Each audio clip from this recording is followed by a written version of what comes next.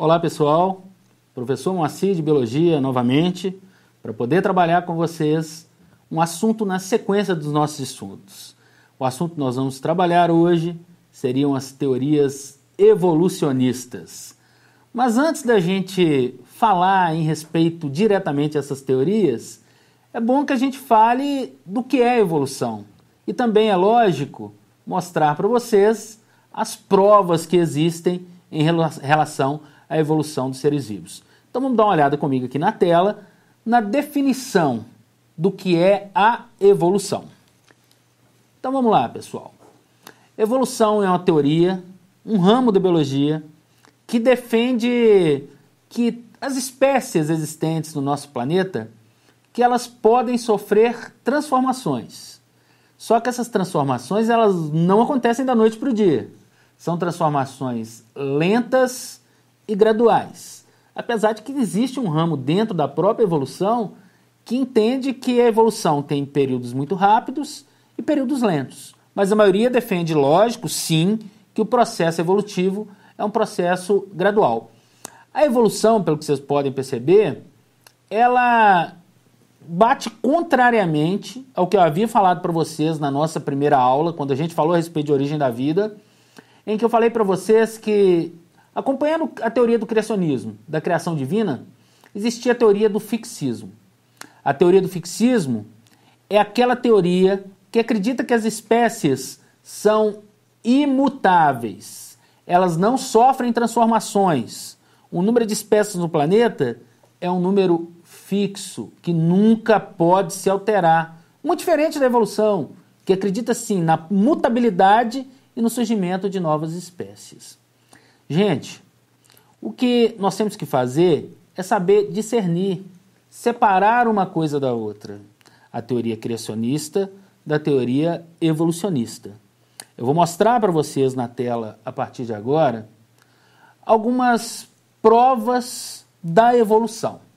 Eu gostaria que vocês fizessem essa comparação entre a teoria criacionista e evolucionista e observassem essas principais provas que eu vou mostrar para vocês aqui bem rapidamente. Então vem comigo aqui, vamos dar uma olhada.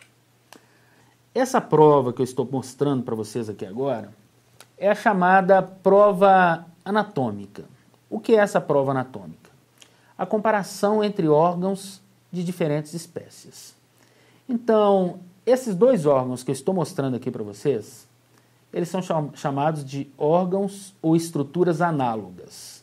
Aqui nós temos a asa de um inseto e aqui nós temos a asa de uma ave, que mostra muito bem o que é a teoria relacionada à analogia de órgãos. O que são órgãos análogos? São órgãos que em diferentes espécies têm origem embrionária diferente, mas são órgãos adaptados a exercer a mesma função. Qual que é a função da asa, tanto para um inseto quanto para uma ave? Voar.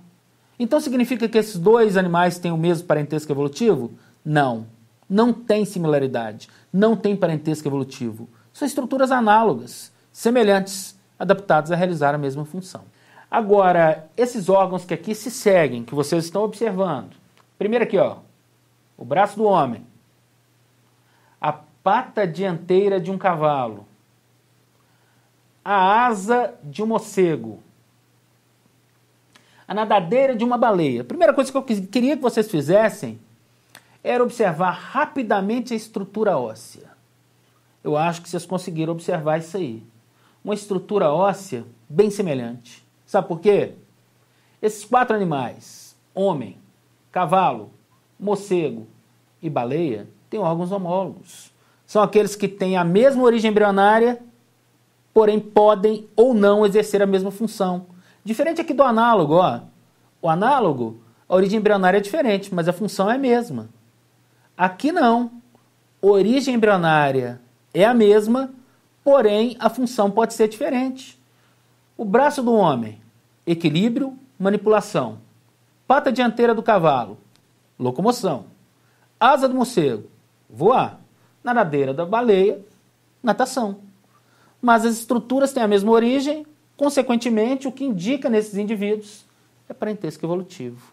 A filogenia, um ancestral comum.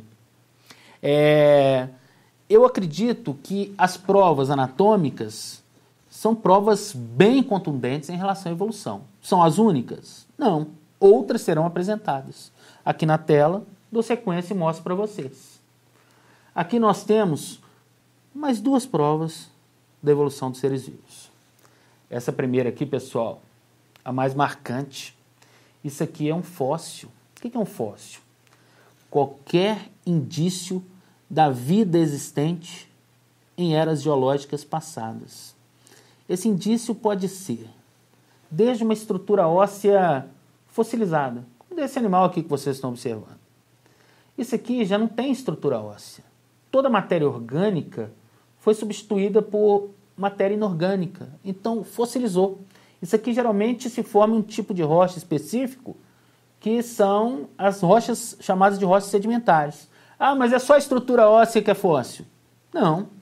É desde um pelo preservado ao longo do tempo, pegada deixada por algum animal, fezes petrificadas, os chamados coprólitos. Isso foi até base de estudo do pai da paleontologia aqui no Brasil, Peter Lund, que até passou pela região de Minas Gerais, extremamente respeitado. Ele estudou fezes petrificadas, que na realidade representam uma prova fóssil, que é indício de vida em eras passadas e, consequentemente, é considerado uma prova da evolução. Aqui ao lado, nós temos o que são chamados de órgãos vestigiais. Se eu for citar aqui, existem vários no corpo humano, como, por exemplo, o dente do siso, é considerado um órgão vestigial. A membraninha que a gente tem aqui no canto do olho é considerado um órgão vestigial, é chamado membrana nictitante. Mas o que eu estou mostrando aqui para vocês é o chamado apêndice vermiforme. Ele é considerado um órgão vestigial. O que é um órgão vestigial? É um órgão que em determinada espécie ele é funcional e desenvolvido. É o caso aqui do coelho, vocês podem observar o tamanho do apêndice do coelho. Em outra espécie ele é atrofiado e sem funcionalidade, como é o caso do apêndice humano, chamado apêndice vermiforme. No coelho, o apêndice é utilizado para a digestão de celulose, porque ele é um animal herbívoro. O ser humano, como ele tem adaptação à onivoria, nós somos onívoros, tanto herbívoros quanto carnívoros. O apêndice não é um órgão funcional. Então, ao longo do tempo, ele sofreu uma atrofia, até dar origem a esse órgão considerado como órgão vestigial, que não tem função na espécie humana.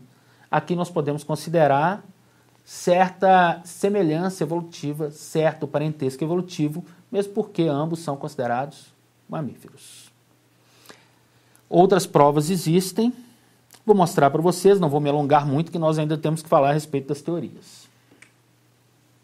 Pessoal, além dessas provas que eu mostrei para vocês, atualmente eles comparam o desenvolvimento embrionário, observando semelhanças entre os indivíduos. Também eles fazem a comparação de moléculas, como por exemplo DNA, proteínas. Isso também mostra certa semelhança entre as espécies e é um ponto considerado da evolução. Agora, quando a gente já pega o ponto das teorias de evolução, a gente tem que começar pelo primeiro que teve uma forma de contrariar a teoria criacionista, que foi um francês chamado Jean-Baptiste Antoine de Monnet, ou simplesmente Conde de Lamarck. Como vocês podem observar aqui na tela, Lamarck baseou sua teoria evolucionista em 2 pontos básicos. A teoria de Lamarck era baseada no uso e no desuso e na transmissão das características adquiridas. O que é esse uso e desuso? Para Lamarck, quanto mais determinada parte do corpo fosse utilizada, o uso levaria à hipertrofia, ao desenvolvimento. Enquanto, contrário ao uso, existe o desuso. A parte do corpo não utilizada tenderia a atrofiar e até mesmo desaparecer. E para Lamarck, toda característica que foi adquirida ao longo da vida pelo uso e desuso seria transmitida aos descendentes.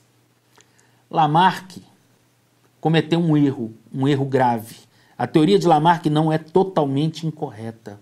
A teoria de Lamarck teve como seu erro principal a transmissão das características adquiridas. Uma característica adquirida ao longo da vida não obrigatoriamente será transmitida aos descendentes. Só é transmitida de uma geração para outra as chamadas características hereditárias. Só para vocês pegarem aí como exemplo, para ele, aves como essas aqui, as chamadas aves pernaltas, que essas pernas se tornaram longas pelo uso e desuso, de tanto esticar as pernas para não molhar as penas. E essa característica poderia ser passada aos descendentes. Eu vou mostrar para vocês aqui também na tela alguns outros exemplos, só para a gente poder entender isso. Vamos lá? Aqui, pessoal, vocês já devem ter ouvido falar das chamadas mulheres girafa da Tailândia. São essas mulheres que colocam anéis no pescoço. E esses anéis provocam alongamento do pescoço. Se a gente fosse acreditar na teoria de Lamarck, de uso e desuso e transmissão de características adquiridas, o que aconteceu? Pelo uso, o pescoço esticou, correto? Sim, porque é um órgão muscular. Agora, uma filha dessa mulher já nasce com o pescoço alongado? Lógico que não. Isso é uma característica adquirida, que não é transmitida. Tanto que para a menina ter o pescoço alongado, ela tem que colocar os anéis no pescoço. Será que também um homem muito musculoso, o filho nascerá com músculos como o pai? Será que um homem a sofrer um acidente e ao perder, por exemplo, uma mão, esse filho também nascerá sem essa mão? Não, por conta do erro de Lamarck, que foi em relação à transmissão das características adquiridas. Vamos lá, dar sequência? Lamarck foi o primeiro a acreditar na transmutação, na possibilidade de mudanças dentro de uma espécie. Só que o pai da evolução moderna foi o inglês Charles Darwin, que desenvolveu a teoria conhecida como teoria do darwinismo. Charles Darwin, aí vocês podem observar que nós temos os princípios da teoria de Darwin, e o principal mesmo é a teoria da seleção natural. Ele fez uma viagem de cerca de 5 anos com um navio chamado Beagle, e nessa viagem, Charles Darwin passou inclusive pelo litoral sul-americano, parte no Brasil, mas foi uma ilha no litoral equatoriano, chamada Ilha de Galápagos, que ele baseou boa parte do livro dele, que é chamado A Origem das Espécies, baseado justamente no processo de seleção natural. O que seria a seleção natural em si? A seleção natural, gente, é um processo onde o indivíduo já é portador de características de adaptação ao ambiente. O ambiente é quem seleciona. Só que Charles Darwin não sabia explicar como essas características de adaptação surgiram naquela espécie. Ele sabia que o indivíduo já era portador dessa característica. Sendo portador dessa característica de adaptação, a chance de sobrevivência é maior. Sendo maior, ele transmite essa característica de adaptação aos descendentes, que vão se reproduzir. Por isso o processo se chama seleção natural. Naturalmente, os melhores adaptados tendem a sobreviver. Diferente de Lamarck, que acreditava numa característica adquirida, Darwin não. O indivíduo já é portador dessa característica de adaptação. Ele só não sabia explicar como essa característica surgiu. Ele observou vários seres na Ilha de Galápagos. Vou mostrar aqui para vocês. O principal que foi observado por ele, que também serviu como base para o livro, que vocês podem observar aqui na tela agora, que foi a análise de uma espécie de pássaros, e são os pássaros conhecidos como tentilhões.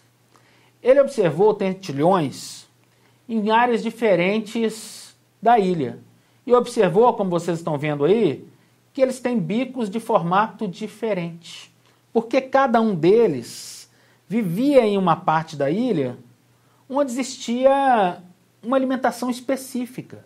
Era um que era adaptado a quebrar casca de semente, outro que se alimentava de larvas que ele retirava do tronco de árvores, outro que se alimentava de pequenos insetos. Então, para Darwin, o que aconteceu foi o seguinte: todas essas espécies aqui, pessoal, viviam em conjunto em toda a ilha. Mas só que ao longo do período evolutivo, o que foi acontecendo? As espécies que eram melhor adaptadas por conta da alimentação sobreviveram em áreas específicas da ilha. Esse justamente é o princípio da chamada seleção natural. Vamos dar uma sequência, observando aqui na tela uma comparação entre Lamarck e Darwin. Lamarck e Darwin nunca chegaram a discutir comprimento de tamanho de pescoço de girafa, não, tá? Isso aqui é só para a gente fazer justamente um parâmetro, ok? Só para a gente fazer uma comparação. Lembra aí, Lamarck, uso, desuso, transmissão de características adquiridas, e Darwin, seleção natural. Então, para Lamarck, o que aconteceu para surgir as espécies de pescoço alongado atualmente? Para Lamarck, as girafas tinham um comprimento de pescoço curto e que, na falta de alimento em partes mais baixas, começaram a esticar o pescoço. Esticaram tanto que deram origem às espécies atuais de pescoço alongado. Uso e desuso, transmissão de características adquiridas. Já Charles Darwin, na comparação da teoria, dizia o seguinte: existiam girafas de tamanho de pescoço diferenciado. Algumas com pescoço mais curto, outras com pescoço mais longo. Essas espécies competiam por alimento, mas quando houve escassez de alimento, por conta de teoria malthusiana, ele era defensor das teorias de Malthus, nas partes mais baixas, fez com que sobrevivessem somente aqueles que já estavam adaptados a de pescoço longo, que transmitiram essas características para as gerações futuras, ou seja, seleção natural. Para finalizar, vou mostrar aqui para vocês na tela também a teoria atual da evolução, que é chamada de teoria sintética ou neodarwinismo. Lembra que eu falei para vocês que Darwin não sabia explicar o porquê que o indivíduo e como surgiam as características de adaptação naquela espécie? O neodarwinismo trouxe essa explicação. Sabe por quê, gente? Neodarwinismo tem como base a seleção de Darwin, mas explica o que ele não soube explicar, como surgiu a variabilidade, as diferenças nas espécies, que surgem justamente por meio de mutações, modificações do DNA, processo que acontece ao acaso, não é previsível, nunca será previsível, e por meio da recombinação gênica que acontece na reprodução da espécie, onde os genes de origem materna se combinam com de origem paterna, onde há uma nova combinação de genes. Isso permite a chamada variabilidade genética, o que explica as diferenças entre as espécies. Então é isso aí, pessoal. Espero que tenha contribuído para o conhecimento de vocês. As principais teorias evolucionistas foram essas citadas. Grande abraço.